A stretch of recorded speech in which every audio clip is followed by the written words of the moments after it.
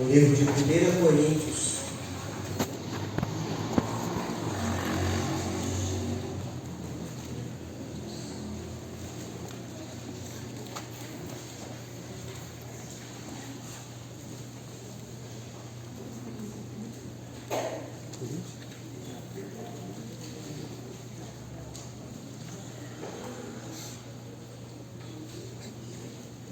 Primeira Coríntios, capítulo de número 10, a partir do versículo de número 14.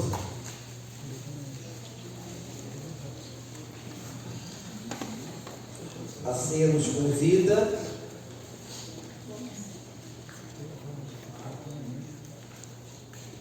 e aqui tem uma advertência muito clara do que devemos e do que não devemos fazer. 1 Coríntios 10, versículo 14, fala que o cristão deve fugir da idolatria. Diz assim: portanto, meus amados, fugi da idolatria. Falo como a criteriosos. Julgai vós mesmo o que digo. Porventura, o cálice da bênção que abençoamos não é a comunhão do sangue de Cristo? O pão que partimos não é a comunhão do corpo de Cristo? Porque nós, embora muitos, somos unicamente um pão, um só corpo, porque todos participamos do único pão. Considerai o Israel segundo a carne. Não é certo que aqueles que se alimentam dos sacrifícios são participantes do altar? Que digo, pois? Que o sacrificado ou ídolo é alguma coisa? Ou que o próprio ídolo tem algum valor? Antes digo que as coisas que eles sacrificam é demônios, que as sacrificam e não a Deus. E eu não quero que vos torneis associados aos demônios. Não podeis beber o cálice do Senhor e o cálice dos demônios. Não podeis ser participantes da mesa do Senhor e da mesa dos demônios. Ou provocaremos zelo no Senhor? Somos acaso mais fortes do que Ele? Querido Deus, seja glorificado e exaltado nesse momento em que nos colocamos aqui mais uma vez perante o teu altar para ouvir e aprender da tua santa palavra. Palavra esta, ó Deus, abençoada, a qual nos colocamos e dedicamos a nosso tempo agora para ouvir o Senhor. Só o Senhor pode falar e nos conceder esse alimento tão sagrado que é a tua santa palavra. Como arauto do Senhor, me coloco nessa brecha, que tu me use para falar aquilo que tu colocou em meu coração. E que tudo que acontecer nesta noite seja para a glória do nome santo do nosso Senhor Jesus Cristo. Que todos digam amém? Amém. Poder sentar. Quando nós nos reunimos para a celebração da ceia do Senhor, temos que entender, amados irmãos, que algumas verdades precisam ser lembradas. E aqui nesse texto nos mostra algumas. Aqui fala de comunhão. Vou ler alguns versículos salteados, não é? No versículo 16 diz assim: porventura o cálice da bênção que abençoamos não é a comunhão do sangue de Cristo? O pão que partimos não é a comunhão do corpo de Cristo? Então essa ideia de participação é muito forte. Jesus, como eu falei de manhã numa outra mensagem, fala isso lá em João, falou para os seus discípulos, João capítulo 6, versículo 50, que aquele que não comer da sua carne, não beber do seu sangue, não tem parte com ele. Pois todo aquele que comer a sua carne e beber do seu sangue, eu ressuscitarei no último dia. Está lá em João 6, 50 até o 56. Então comer a carne e beber do sangue de Jesus é o mesmo que se comprometesse com Ele. Paulo vivia isso quando disse: Cristo vive em mim. Ou então, eu trago no meu corpo as marcas de Jesus. Comunhão com Cristo, deixar que Ele viva, que Ele reine em nós. E quanto mais temos comunhão com Ele, mais vamos observando o seu caráter, mais vamos nos tornando parecido com Ele. Certa feita, o próprio Paulo fala, né? Aprendei de mim, assim como eu sou de Cristo. Sejam meus imitadores, assim como eu sou de Cristo, aprendendo com Ele, aquelas pessoas que andavam próximo dele. Então Jesus não está à procura de pessoas que o admirem, mas que se comprometam com Ele. Jesus não está à procura de admiradores, mas de seguidores. E aqui fala também de unidade, no versículo de número 17. Quando ele diz, porque nós, embora muitos, somos unicamente um pão, um só corpo, porque todos participamos do único pão. Quando nos reunimos aqui, a igreja é isso. A igreja quando ela se forma, e forma esse chamado corpo de Cristo. Fora do corpo somos apenas membros. E ao reunirmos, formamos esse corpo. Embora muitos, de todas as tribos, raças, línguas, nações e cultura, nós formamos uma só família. Deixe marcadinho aí mais adiante em Efésios capítulo 2. Separei aqui Efésios 2, versículo 19. É muito claro o apóstolo Paulo ensinando.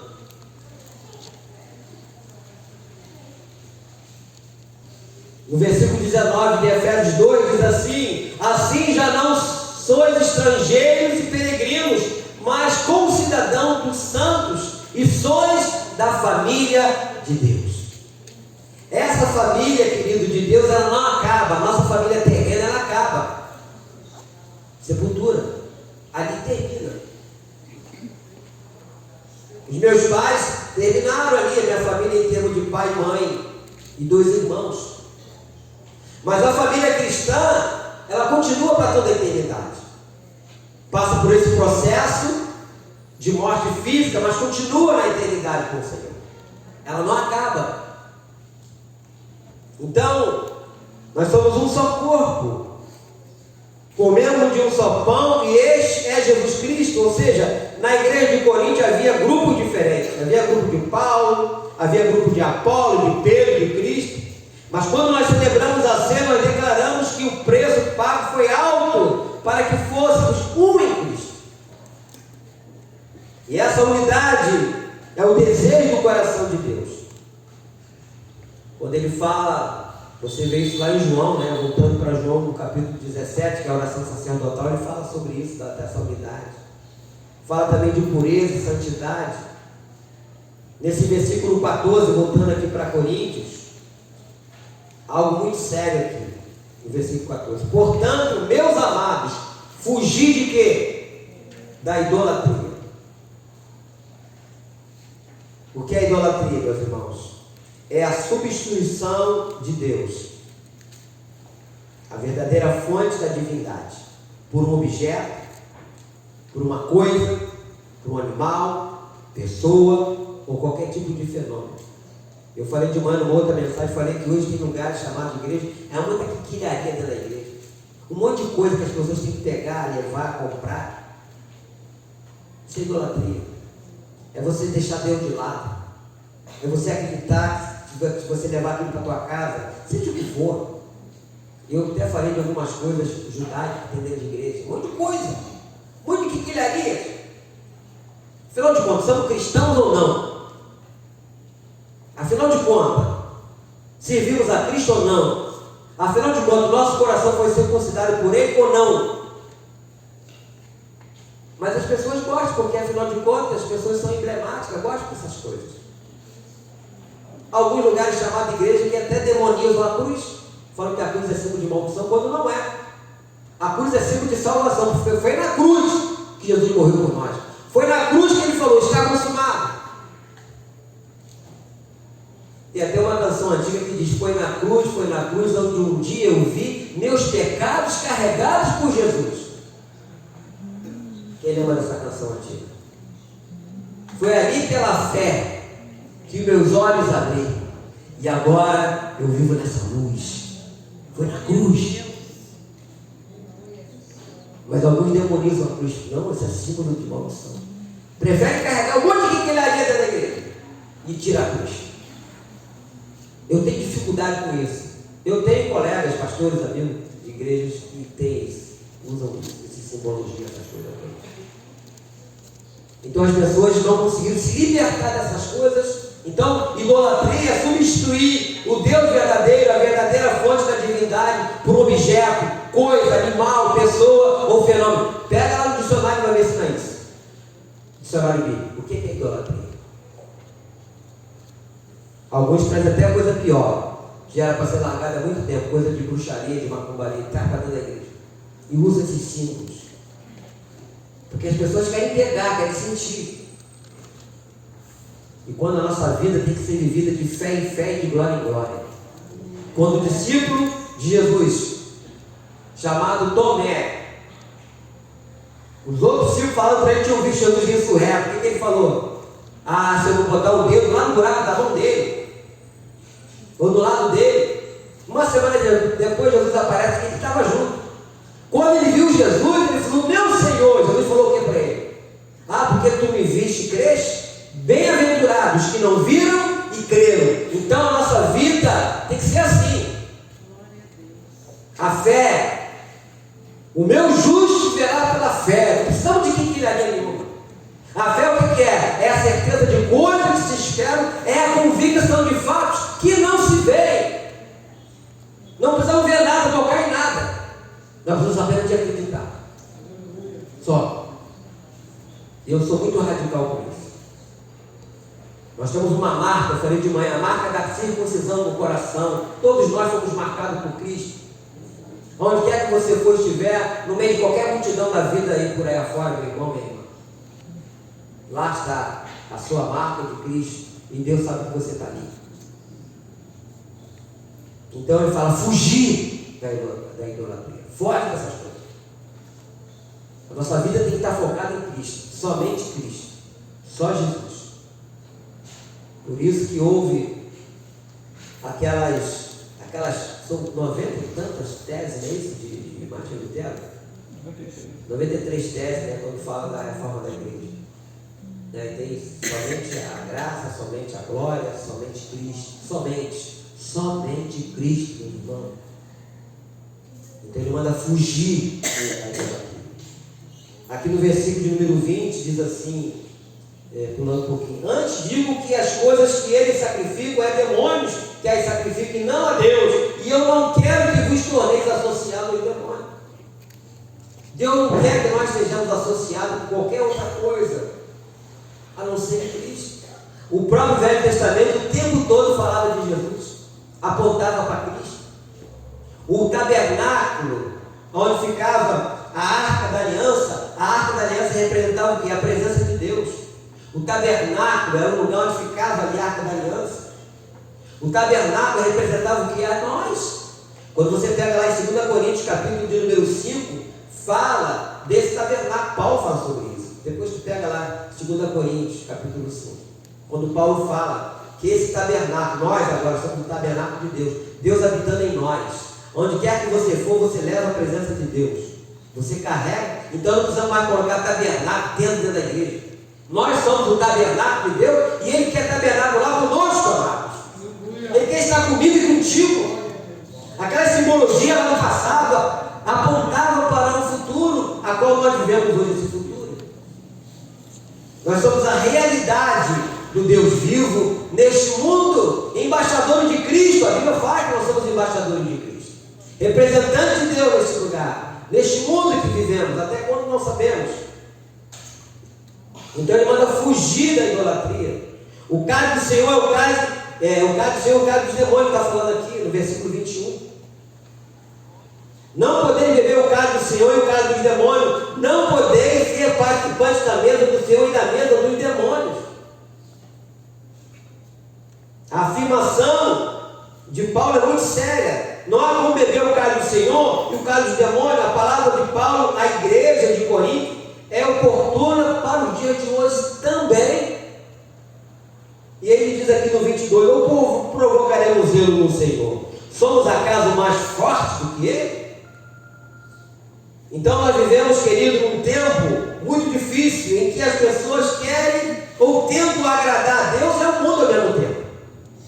Há muitos lugares que eu passo e tenho dificuldade com isso, que eu tenho dificuldade. Passei outro dia, de noite ali, de dia, em frente a uma boate que tem aqui, lá perto da Flor, na esquina ali, você sai dali da Dutra, entrou ali, Ali era um restaurante, não era?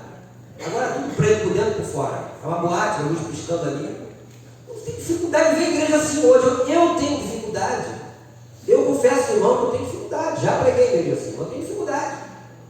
Porque quando eu vou para a Bíblia, está escrito lá, fugir da aparência do mal. Está escrito na Bíblia. Não vem querendo me convencer que não é, que agora é assim. Não é assim, não. Aí nós temos que escolher o lugar, onde vai ficar. Aí eu vejo tudo igual, eu falei, não é possível, meu Deus. Tem alguma coisa errada nisso. Mas, afinal de contas, tem que agradar o povo, que não o pastor falou comigo. Mas o povo gosta, pastor. Eu falei, eu pedi Deus, o povo gostar é isso mesmo. O povo gostou quando Arão fez o bezerro de ouro, não gostou. Teve até uma festa. Foi ou não foi? Todo mundo se alegrou. E Deus falou, Moisés, desce lá que o povo corrompeu. Moisés ficou tão olhando o que ele fez, quebrou a tábua da lei. E deu o que deu para aquela gente. Deus engoliu boa parte daquela gente. A terra abriu e engoliu eles. Eu tenho dificuldade. O senhor é muito atrasado, o senhor é muito radical. Sou, por Cristo eu sou. Antigamente na juventude teve um nome que era. Foi até nome na época, né? Quem lembra? Radicais por Cristo. Tem que ser radical mesmo, irmão. Porque senão você vai agradar o mundo. Mas está todo mundo por esse caminho. Gente, nós não somos todo mundo, nós somos filhos de Deus. Glória a Deus. E nem todo mundo é filho de Deus. Glória a Deus. Mas não é mesmo. Mas não é mesmo. Então a vida cristã exige renúncia, abandono do pecado, arrependimento. A vida cristã é uma vida de santidade. Isso não quer dizer que você vai andar encabrestado, não posso olhar para lá, não é isso não, querido. É dentro. É de dentro para fora. E não é ficar demonizando tudo também não. Nós temos que ter um equilíbrio e pedir a Deus graça, misericórdia, para poder viver nesse mundo que a cada dia vai de mal a pior. Quero mais uma vez dizer, como eu falei uns 3 anos atrás, tem 2 notícias para dar, uma boa, uma ruim. Qual você quer ouvir? Está ruim? Vai piorar. Está boa? Jesus vai continuar com a gente. Glória a Deus. Vai continuar, porque a promessa dele, lá em Mateus, capítulo de número 28, 19 e 20, o que ele fala? E eu estarei convosco todos os dias, até a consumação do século. Hebreus capítulo 13, versículo 6, nunca te deixarei, nunca, jamais te abandonarei. Está registrado, então Deus não é para mentir, então ele vai estar com a gente. Pode piorar, pode mudar governo, pode mudar, não importa quem vai ficar, Deus vai continuar com a gente, isso é que importa. O homem muda, o ser humano ele é volúvel, Deus não, Deus é fiel nas suas promessas. Em Filipenses capítulo 1, versículo 6 fala que a obra que ele começou a fazer em nós, ele há de completá-la, está lá registrado, Filipenses 1, versículo 6. Ele vai completar o que ele começou. Por isso que eu sempre digo na igreja que a maior vitória do cristão é o dia que ele morre nesse mundo. O dia que o cristão morre, essa é a maior vitória, porque ele foi até o fim, ele combateu o bom combate, ele completou a carreira, ele guardou a fé. O diabo não pode fazer mais nada, porque ele passou da morte para a vida. Ele passou da morte para a vida. Esse mundo é mundo de morte, tristeza. Então tem que ficar conosco esse ensino, né? Ser o momento da celebração, da comunhão que temos com os outros e com o Pai, na verdade, né? Da afirmação do nosso compromisso com Cristo, a afirmação da nossa unidade com o seu corpo e compromisso de vida em santidade e pureza diante dele. Mesmo carregando esse corpo pecaminoso, essa natureza adâmica que temos ainda, que muitas vezes nos leva a fazer coisas inconvenientes, mas por outro lado tem o sangue de Cristo que nos purifica e nos lava de todo o pecado. Eu falei algum tempo atrás, né, que é um negócio assim interessante, né? Deus pega uma pessoa cheia de problema e começa a trabalhar na vida dessa pessoa. Isso não quer dizer que depois que você está em Cristo, seus problemas vão acabar. Isso é mentira. Jesus falou que no mundo nós teríamos aflições, mas Ele estaria conosco. E carregando esse corpo pecaminoso, Ele ainda nos usa. Por isso que em algum momento, Quando você está na sua oração com Ele, eu estava lá em cima, eu senti tanta presença de Deus. Até comentei com a Luciana, acho que foi na terça-feira, né? Acho que foi. Enfim, você vai sentir muita presença de Deus em algum momento, ou na hora do louvor, na hora da adoração, mas vai ter momento também que você vai sentir angústia. Vai ter momento que você vai sentir tristeza. Vai ter momento que você vai se sentir sozinho. A Bíblia fala que Jesus ficou angustiado até onde? Até a morte. Ele também ficou angustiado. Se ele ficou, tu não vai ficar. Vai ter momentos assim também.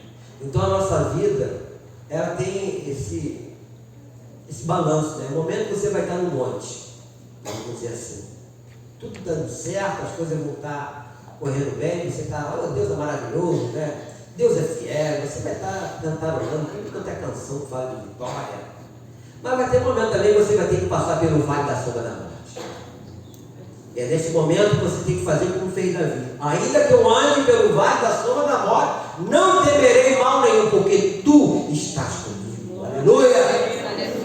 Você tem que ter essa afirmação dentro de você. Ó, estou passando por essa luta, está difícil, mas Deus está comigo. Isso é que importa. Isso é que importa, meu irmão, minha irmã. Vale a pena você permanecer fiel a Deus e não permitir que nada neste mundo desvie a tua atenção, que leve a você a acreditar em outras coisas, a se apegar em coisas palpáveis, visíveis para aumentar a sua fé. Nós não precisamos nada disso. Por isso que eu sempre repito aqui, lá no livro de Hebreus 11, que a fé é a certeza de coisas que se esperam, a convicção de fatos que não se veem. Então, nenhuma quinquilharia precisamos botar aqui para as pessoas acreditarem mais em Deus, como muitos fazem. Você vai levar isso para casa, isso aqui vai botar em cima da prateleira, vai botar dentro da geladeira. Não precisamos nada disso, queridos. Nós temos que focar a nossa visão em Cristo, como Paulo falou e nos ensina, pensar nas coisas lá do alto, as coisas do alto. O Salmo 121 fala: eleva os olhos para os montes, de onde me virá o socorro? Sempre para cima. É isso que Deus quer de nós. Deus não quer que nos envolvemos com qualquer tipo de idolatria. E como eu falei, depois tu pega vários dicionários e vê isso. O que quer dizer idolatria? É a substituição de Deus, ou seja, a verdadeira fonte da divindade por um objeto, coisa, animal, pessoa ou fenômeno. As pessoas estão substituindo, dentro de igreja, estão substituindo Deus, colocando outras coisas. E fazendo igual se fazia antigamente, aqueles programas de rádio, com horóscopos, com um monte de coisa que mandava fazer, um monte de simpatia, um monte de coisa. E as pessoas acreditavam. Eu acreditava nessas coisas. Não sei se você já fez isso, mas quantas pessoas colocavam a ferradura atrás da porta? Quem lembra da ferradura atrás da porta? Quem lembra do rabo de coelho? Arruda na orelha. Eu coloquei no cabelo. E outras coisas mais. A gente não conhecia Deus, a gente só ouvíamos falar de Deus. Eu falei de manhã aqui que eu era criança, né? Deus para mim era um bicho-papão. Porque tudo que a gente fazia de arte, Deus vai te castigar, Deus vai te castigar, Deus vai te castigar, Deus vai te castigar, era o tempo todo, Deus vai te castigar, Deus vai... Eu não conhecia o Deus de amor. Eu conhecia só o Deus, vai te castigar e vai te castigar e pronto. Mas, em Cristo eu passei a conhecer o verdadeiro Deus. Antes eu ouvia falar de Deus, hoje eu não conheço. Eu sei da importância que é de nós permanecermos fiéis a Ele. Que você permaneça fiel, meu irmão. Que você não troque, não é? Você teria a coragem de trocar uma joia de ouro, verdadeiro ouro. Vou botar logo 18, não, 24 quilates. Por uma bijuteria. Por uma bijuteria. Você teria a coragem de fazer isso, claro. Então nós não podemos também trocar o nosso Deus, o verdadeiro Deus, por um falso. Ou por qualquer coisa que, entre aspas, possa substituí-lo. Não tem. O Deus que nós servimos é o Criador do céu, da terra, do mar e tudo que neles há. O Deus que nós servimos é o Deus de Abraão, de Isaac e de Jacó. O Deus que nós servimos enviou o seu único filho, Jesus, para morrer por nós na cruz. E ali, a última palavra do Senhor foi: está consumado. Então, todas as vezes que eu olho para a cruz, eu lembro do sacrifício de Jesus. Todas as vezes. Todas as vezes. E nós, ao participarmos da mesa, trazemos a nossa memória, né, o sacrifício de Jesus. No livro de Coríntios 11, a partir do versículo 3, fala que todas as vezes que nós comemos do pão e bebemos do cálice, nós fazemos o quê? Anunciamos a morte do Senhor até que Ele venha.